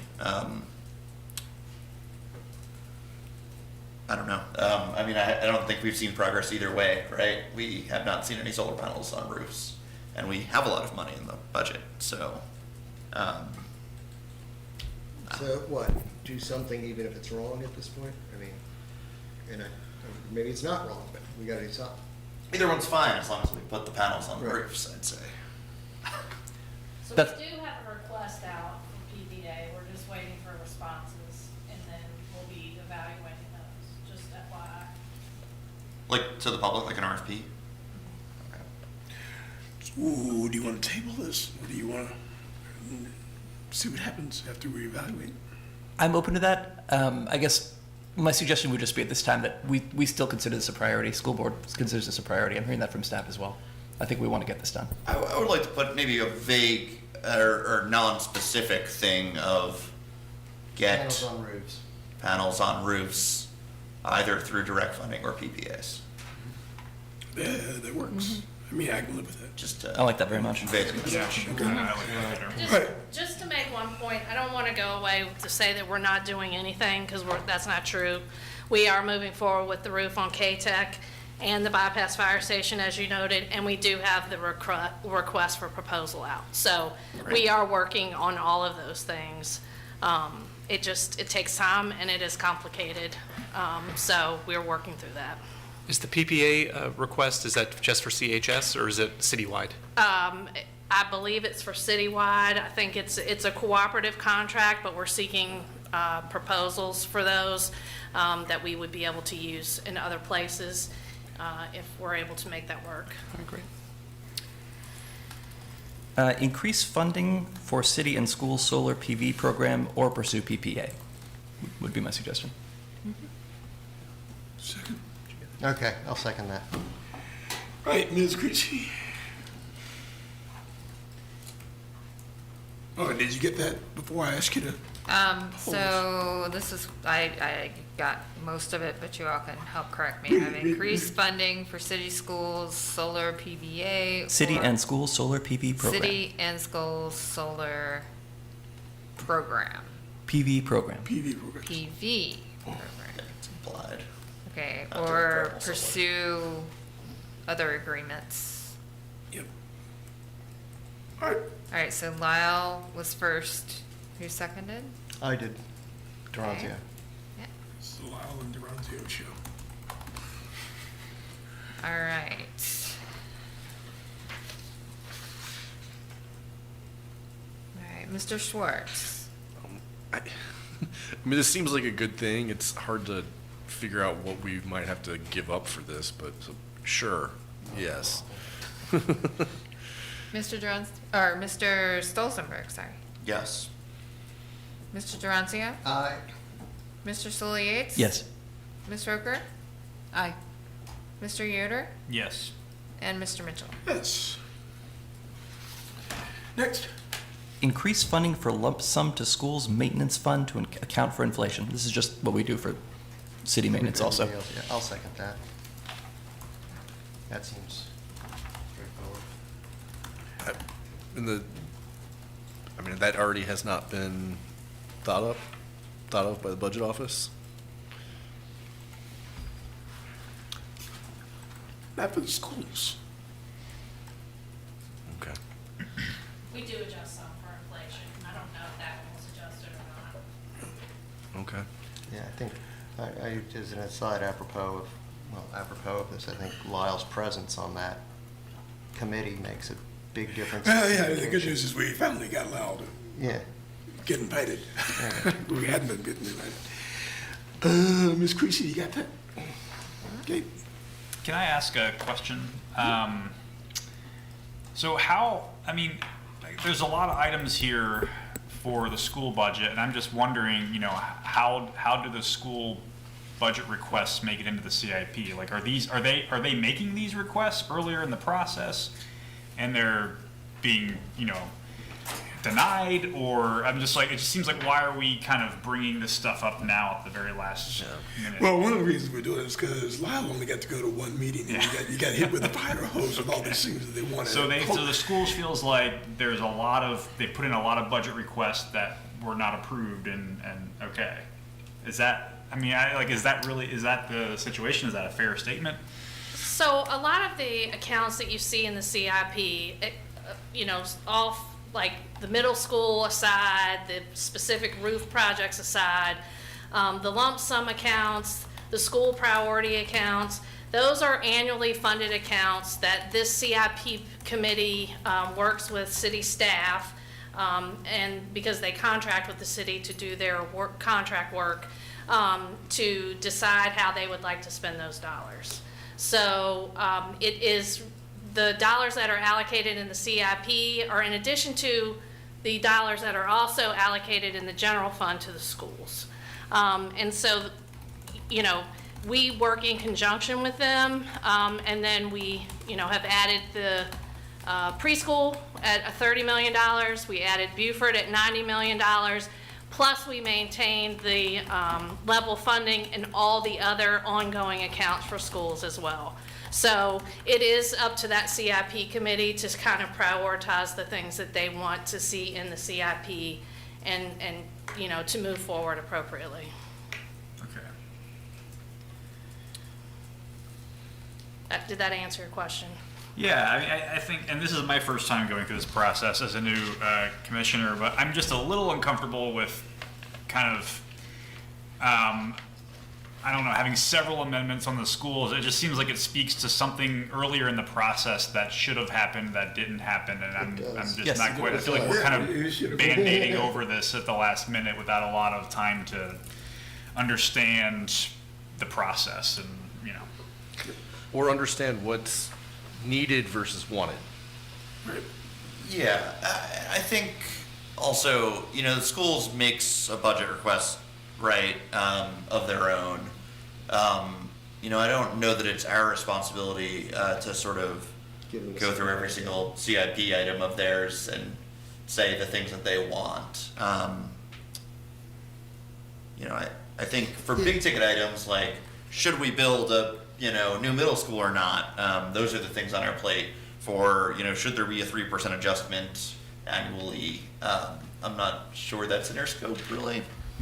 Does that, are we in effect giving their submission a second bite at the apple here? Or is this, so, Lyle, I guess, how do we characterize this? You said you got hit with a fire hose. Are they feeling that they are being underserved at this point, or that the priorities that they presented X months ago have changed, or what's the? There was great excitement at my presence. Well, There were- that goes without saying. Sure. That's just you. That's just you. This is a new time of hope and change beginning, I see. where we all work together. I see. Okay, well, All right, we do have a motion on the table, and I think Mr. Durante has seconded it, so we can vote it up or down. Ms. Creasy? All right, Mr. Schwartz. What are we voting on again? This is increase. Inflation adjustment for the lump sum. I really would, I feel like there are smarter minds in the budget office than mine, at least. So, yeah, I'm starting to feel uncomfortable with all of these amendments. Sure, it sounds like a great idea. So yes, I would support, let's, the money that goes to schools should increase with inflation, but isn't it already increasing with our property values? So, up or down, yeah, aye or nay? Currently, it is flatline. That's it, yeah. Okay, these are recommendations, so yes, sure, yes, sounds nice. Yeah, I think I'm gonna have to vote no. I think at Planning Commission we get to play this nice game of not actually having to make the budget or having to balance the budget, and it's easy to say yes, we want all these nice things, but yeah, I'm a no. All right, Mr. I'm still a yes. Duranzio? Okay. Mr. Soli Yates? Yes. Ms. Roper? Yes. Mr. Yoder? I agree with Rory. I think I want the schools to be funded. I want their funds to increase with inflation, but I just don't like the process that this is taking, so I'm going to be a no. And I believe this is baked into the work that the budget office has already done, so I'm going to vote no as well. And that's split 53 to 3, isn't it? It was 4-3 4 to 3 in to move favor. it forward. Passed. Mr. Soli Yates, can you let us know what the volume of requests you have that you'll be bringing forward, just so we can understand? I can. The only remaining item was relating to reducing the city schools' priority improvement projects, Oh, okay. which people have feelings about. So walk us through your thinking again. Your thinking is that out years we would zero it out For now. for now with the opportunity to make this an iterative process every year. Okay. There will be things that will come, but I don't know what they will be at this time. Could we get clarification of where those numbers came from, those out years, what they're based on? The 1.25, based on a best guess in 2017. I can support that. Is there a second? Yeah, I'll second that. We gotta start somewhere with these out years. Yeah. Yeah. Ms. Creasy? All right, Mr. Schwartz? Sure. He says reluctantly. Oh, there it is. Okay, Mr.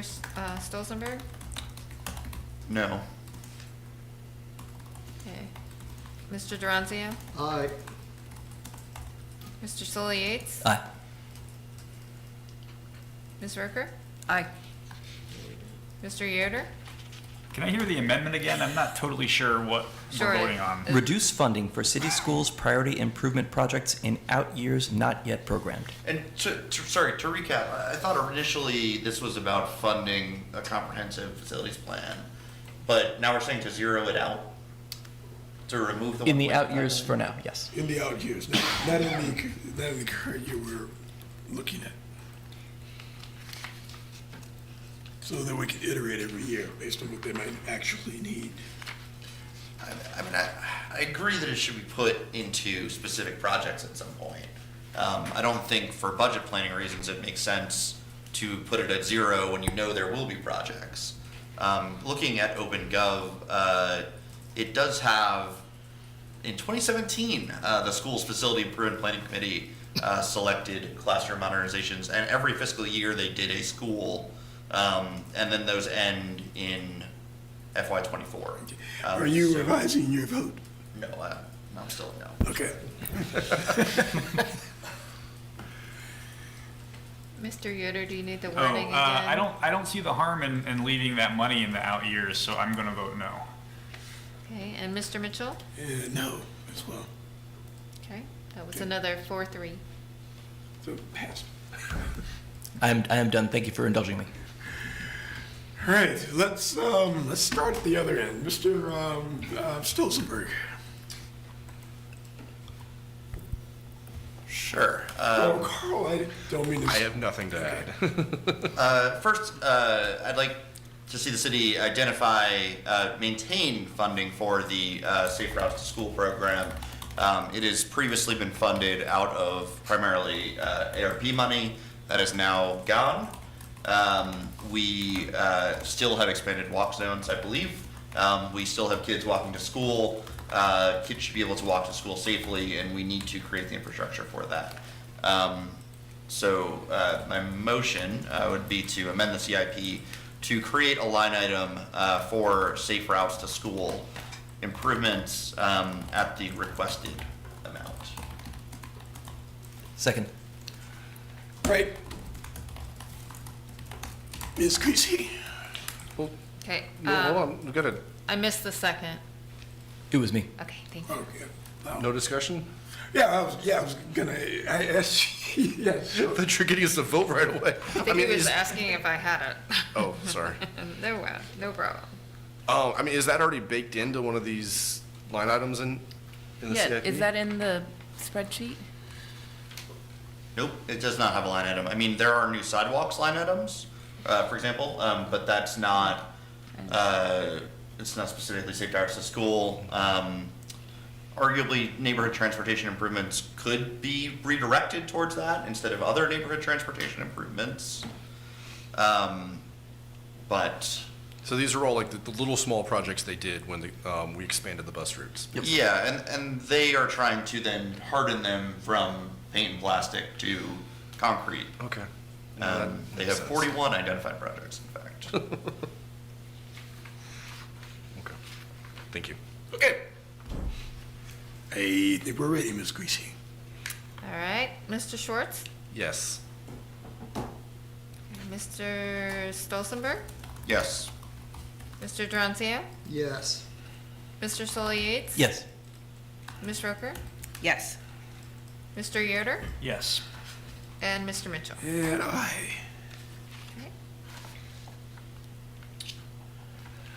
Got another on a similar note. So just to recap, if you'll recall, recently a woman was killed at the crosswalk on Elliott Avenue, and the city was able to deploy funds from other accounts for what's calling urgent transportation improvements. First, to start to fix that intersection with more planned, and then at other high priority intersections around the city that it's currently identifying. I understand that this year, out of surplus funds, the city manager plans to allocate, or to ask council to allocate money into that account. My motion would be to identify a sustainable source or sustainable funding for urgent transportation improvements in out years as a line item. I'll second that.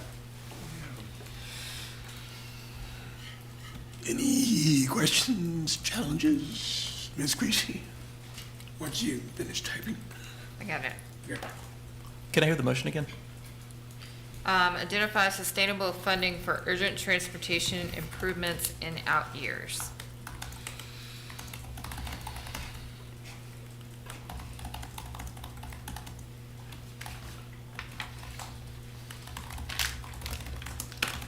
Ready? Okay. Mr. Schwartz. Yes. Okay. Mr. Stolzenberg. Yes. Mr. Dranzio. Yes. Mr. Soli Yates. Yes. Ms. Roker. Yes. Mr. Yoder. Yes. And Mr. And Mitchell. yes. 6. Rory. All right, last one. This one might be a little bit spicier. So at this point, between funds already allocated and funds in the CIP, according to the city manager's presentation the other day, there have been and will be $99 million allocated for affordable housing in CIP projects alone, I believe. As you'll all recall, we passed an affordable housing plan that recommended $100 million over 10 years. $1 million a year of that was intended to be for administrative capacity, and OCS has, accordingly scaled up its capacity. An additional between 1 and 2 million, probably closer to 2 million, is the tax abatement program, which has also been scaled up. And the remainder was meant for active subsidies like the ones in the CIP. It's not a bad thing that we have exceeded our goal. My concern is that we still have no defined process for competitive granting of major CIP LIHTC subsidy awards. All the money now of that 99 million is programmed to specific projects, none of which have gone through any sort of competitive or even really an application process. I would suggest that we create a line item for general large budget affordable housing expenditures. This might be similar to the one that Lyle had discussed earlier, but not necessarily cash.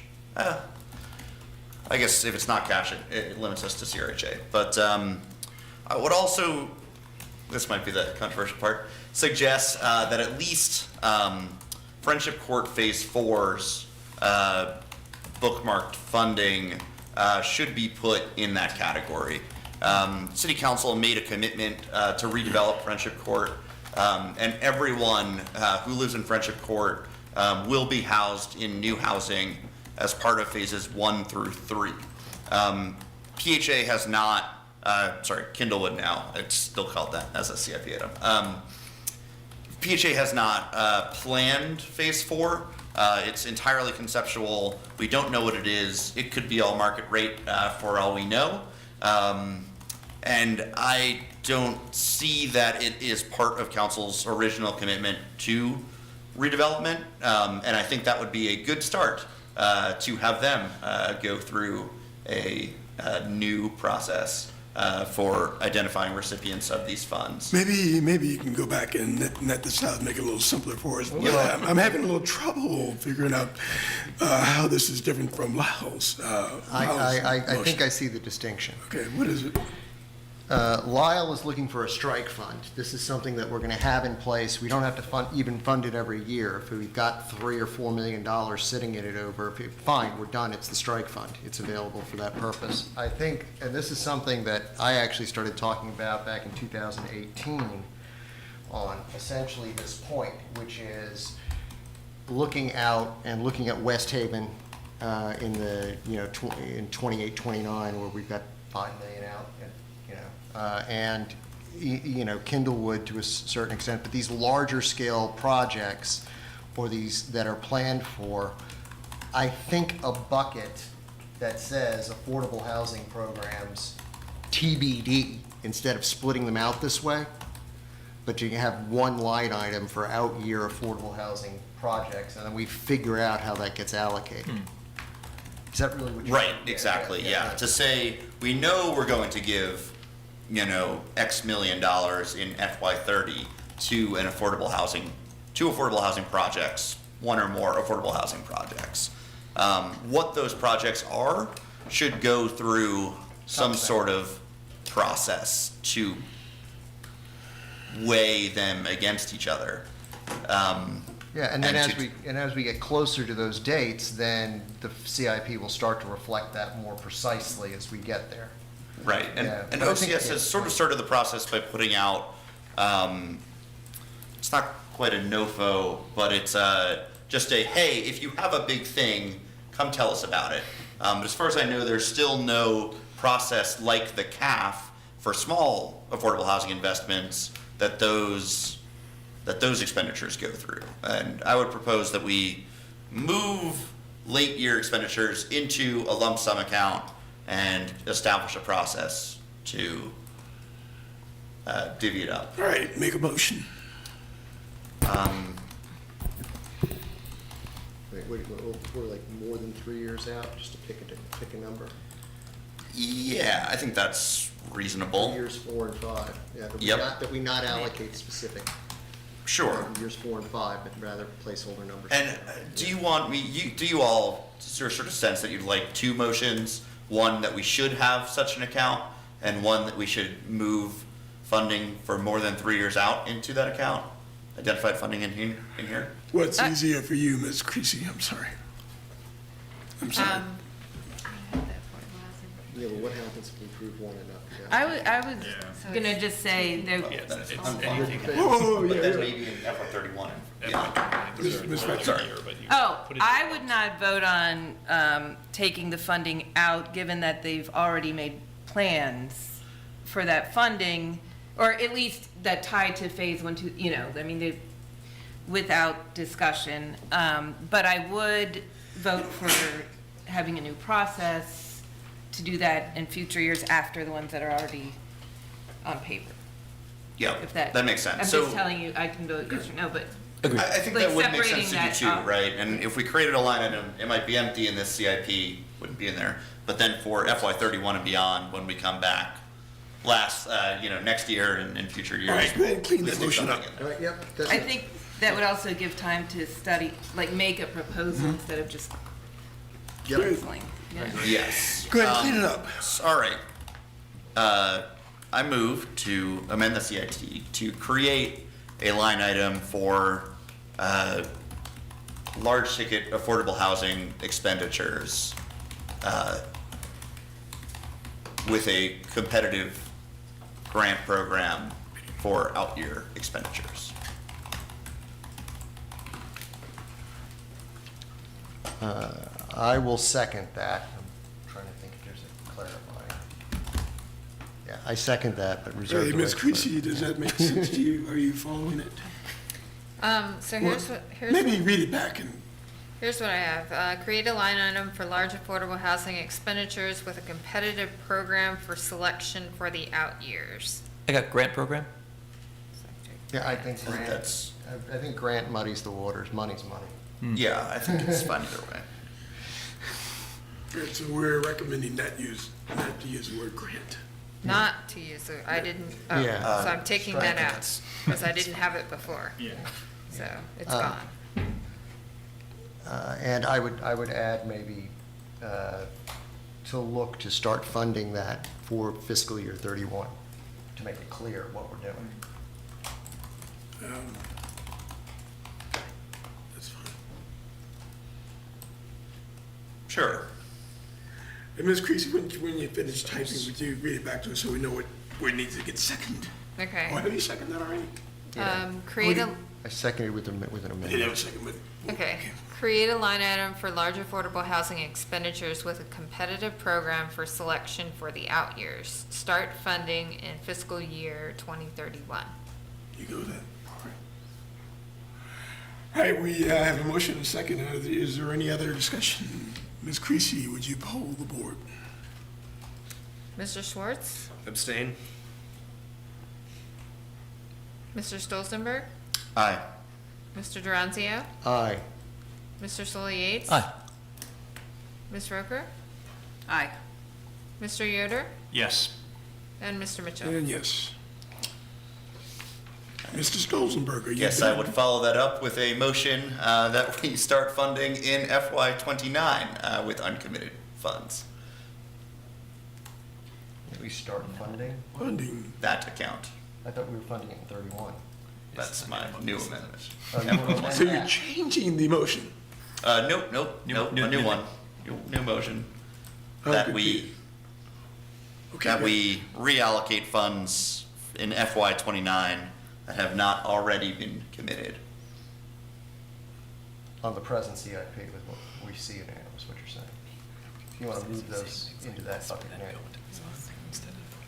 I'm gonna look at that.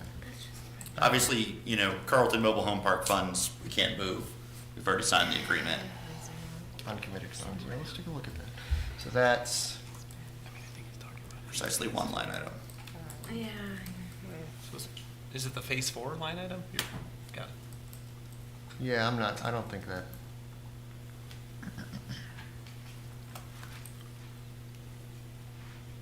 Yeah, I don't think I'm prepared to start pulling things out of 29. I would be happier looking at 30 for that.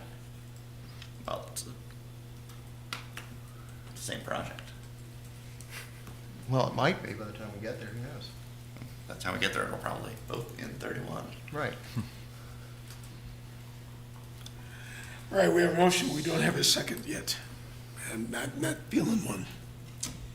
All right. All right? Keep handing away cash. All right, that motion did not survive a second. Are there any other motions? I was just going to bring it again. I apologize. It's more just coming in from being new to this process, but it seems an interesting concept to sort of project out like these larger fund sources that are undefined in the out years with the idea that there's a competitive process to access them. So I think about the conversation we just had about the schools, and I wonder if there's a corollary that you could create a target sort of fund for the schools, knowing that their comprehensive plan could then sort of make a competitive process to allocate where the priorities are. But it's an interesting structural budgeting mechanism that may go beyond affordable housing, and it may be helpful to sort of target other components as well.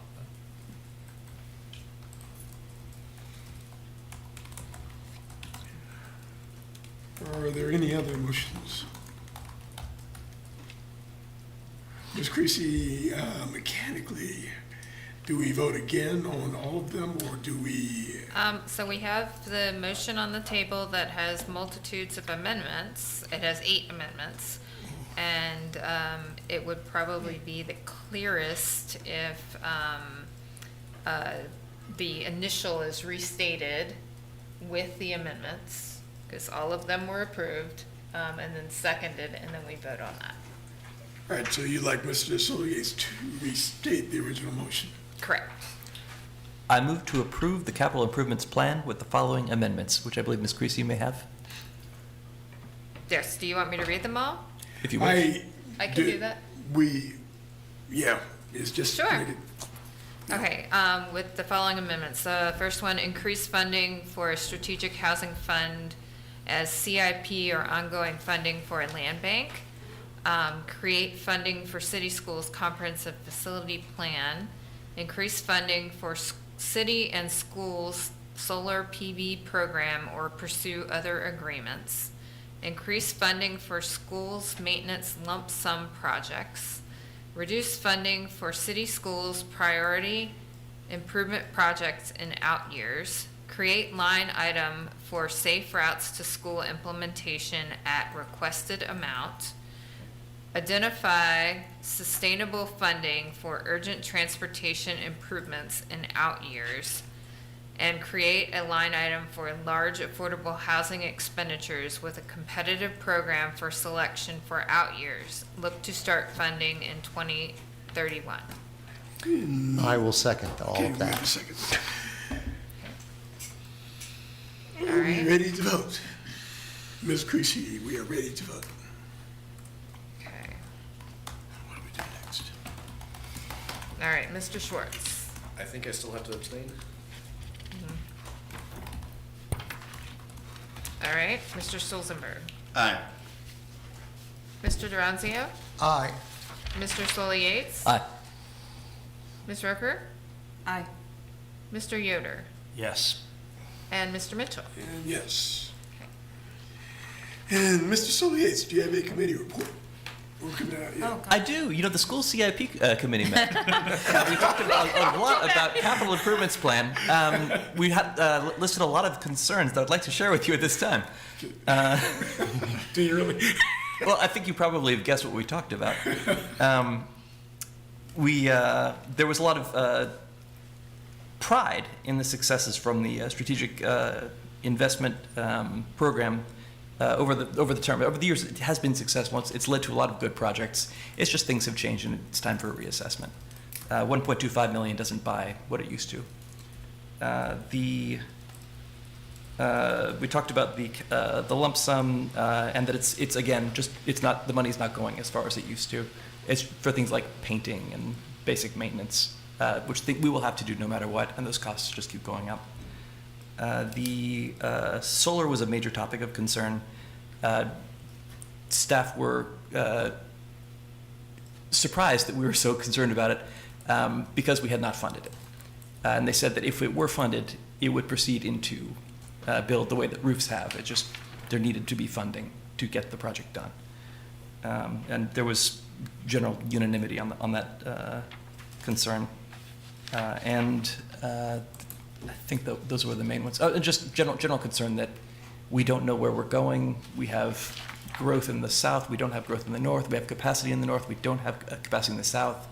School board wants more information, and they want us to be better communicating on land use and education between planning commission, staff, and school board, which I heartily agree with and will do my best on. Cool. Mr. Duranzio. Thomas Jefferson Planning District met last week. Nothing of extraordinary excitement to disclose there. Lots of work going on the path mobility management, which is an assistance program primarily pointed at rural folks regarding satisfying transportation needs of people who don't have cars. We are moving forward with several grants in that department. We're also going to try to revisit getting some money to do some solid engineering on the bike ped bridge over the Rivanna because our costs are all over the place. And we're being told that we really need to nail those down more securely to have a hope. So that was the main objects there. The hack meant on the 20th. Mr. Freeze gave an update on staff's thinking on the land bank, which was they didn't like the fundamental underlying principle that the hack had suggested, which is that it be an independent body. At least initially, city management wants to structure this as an authority. And then with an idea that it could be spun out into a independent at a future point. There are problems with that I'm going to address with them, and perhaps the mysterious So working. where would the authority reside? Would it In the reside city. Economic development or? No, department? it would be city NDS? manager, it wouldn't reside, it would be an authority, Would it'd be outside of a department. Oh, kind of like the CRHA, housing authority. yeah. Okay. Yeah, and I'm going to make some suggestions in that. Look, no other Waldorf or Statler's over there in the balcony, but I'm going to make some suggestions on that that I want to float by, which is that we need to do both at the same time and have the nonprofit be stood up at the same time with the same board so that you can, one, move it smoothly, and two, you have a vehicle to accept donations into a nonprofit. So what does the governance of the authority look like? basically the way it was presented, there would be a 7-member board composed of 4 at-large, a planning commissioner, a city councilor, and the city manager or deputy city manager. The concern, there are going to be some governance concerns there because it effectively, the argument for doing this is to have the city have a closer hold and oversight over these, over the tax dollars that go through the bank. I don't necessarily agree with that, but it is where we are. But the idea now would be to stand up both, have a sunset of when it's authority to get transferred over unless city council says no. But it's important to have that entity, at least as a shell, sitting there because you can't make a tax deductible donation to City of Charlottesville, but you can to the land bank nonprofit. Even if it's an authority. Apparently. It's not tax deductible. You can donate the money. Yeah, but Yeah, okay, right, got right. it. So if you have that, that can be a funding source in effect, the sort of parallel. But that's sort of still half formed. I need to sort of reify that into a memo, and perhaps the working group can address that, because that was sort of a blindsiding. Those were those two. I just said yes to 11 meetings of the CAF in January and early February. I think maybe it's 9 to process the applications. 11 meetings in 1 month. Yeah, although 3 of them are if neededs. Okay. But yeah, it's basically, yeah, I think that's the many. I could be off, but it was a lot of accept. So that's going to be busy. Hooray. Let's see, I had 2 meetings. One was LUPEC last month, where we covered Resilient Together. So you guys are all very familiar with that from our October joint meeting, and so I won't go into it. Then this morning I had MPO Tech, which people have covered the big things. SS4A, Safe Streets for All, is well underway. There are public sessions coming up. I believe next week or later this week, and there's that online survey. And then, as Phil said, we are submitting our 3rd consecutive RAISE grant application for the Rivanna River Bridge preliminary engineering. So can I ask you questions about the resilience piece? Was there any additional focus given to my worry about the paucity of water? Hopefully our Ravenna Waters, they're part of that meeting, and hopefully they spoke up and kind of walked you through their plans. Yep. There was a discussion of that, and I believe maybe 2 months earlier, we got a whole presentation from Bill Moyer at RWSA of their full, the full water supply plan. I have not been getting these presentations. They haven't been posting on the website, but I'll try to get them for you so I can send them out to you all like you used to. Yeah, the other thing I'll point out is there's a raging fire someplace around here too. So it goes back to my concern about droughts, and we need to begin thinking about all the other stuff that we need to do to support and fight those wildfires that are happening. Yep. Actually, one other interesting tidbit from that, VDOT mentioned that if you guys remember the sort of heavy rain before Helene, I think apparently there were several millions of dollars in damage in just Albemarle County alone to street infrastructure from that. I guess roads washing out. So I think that is about. Or the last thing from Tech, may have mentioned this before. VDOT is starting a few STARS studies to sort of create plans that become SmartScope projects. One is 29, more or less, at the 64 interchange. Another is 29 north, and the third is in conjunction with the city at Ridge, Maine. So that will be getting underway shortly. Cool. All right, at last month's BR meeting, we had 2 significant projects that we looked at. One of them was a hotel at the Artful Lodger site. I think it's a proposed 6-story hotel. In general, the BAR was fine with the massing. I think some of us even made comments that if it wanted to be taller, it could. But we did pick at it for the streetscape, the pedestrian experience, the materials, the detailing, and we found it generally that it was a preliminary discussion, but the direction it was going was not going to be compatible with the district. So basically, they still have their massing, but they do need to figure out ways to make the building materially fit better into the district.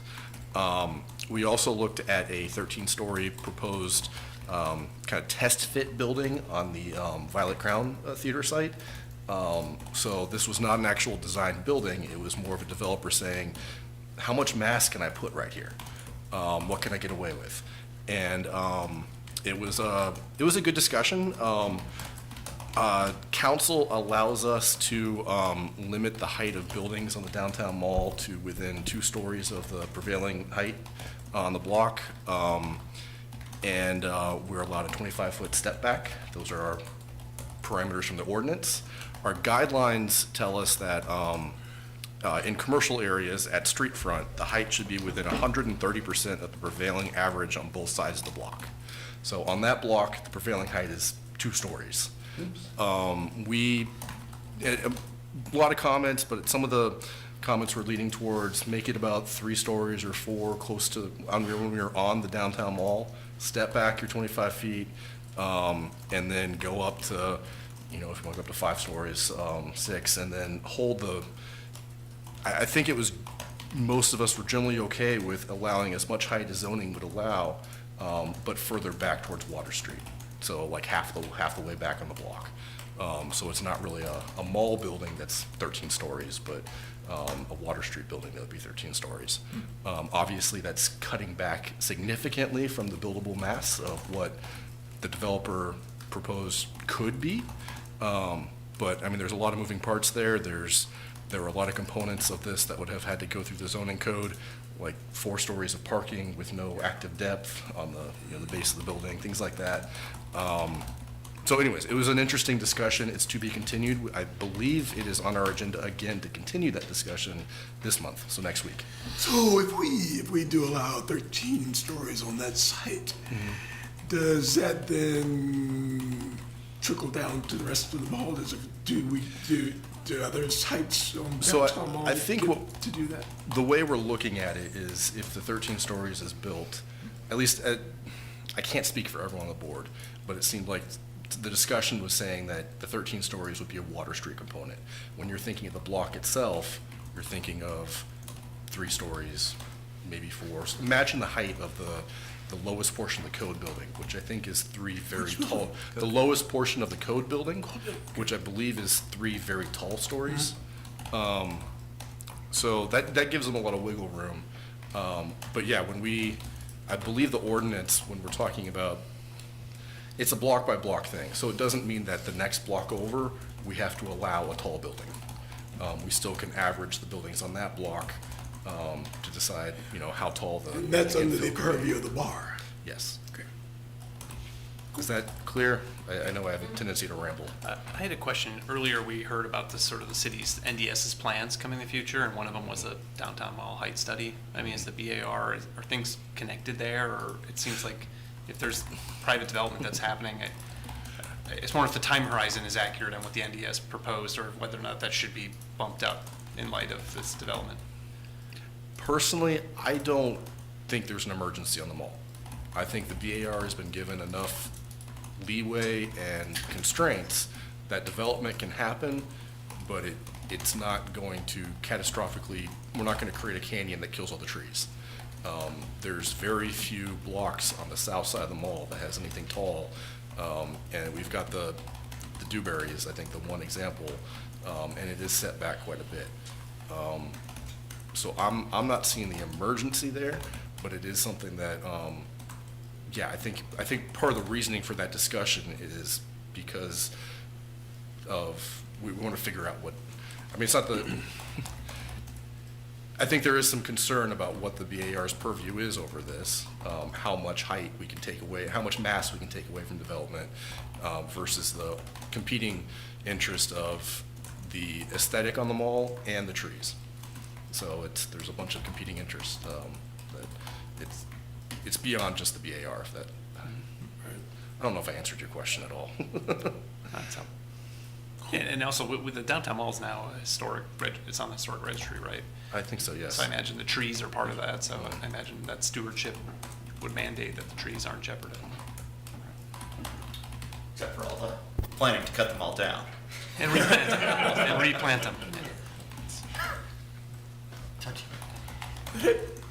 That's it. All right, is there any other business we need to discuss? Mr. Durancio, is there something you'd like to do? You know, I was thinking about it, and today's kind of in sort of days to remember. It's, you know, it's a little tough. I mean, it's Nobel Prize Day. It is the anniversary of the United Nations Declaration of Human Rights and such. And it's even Dewey Decimal Day, if we want to look to reorganize things around here. But what I really think is most important, considering that what we've just been through with the CIP process, is today is National Lager Day, and I move we go out and celebrate that. National what day? Lager. Lager Day. Uh-huh. It's my kind of day. Yes, that would be L-A-G, not L-O-G-G. As we're cutting down the trees. All right, we have a motion. and a Second. All right, we are adjourned till next year, I think, right? Wow. Hey, thanks, guys.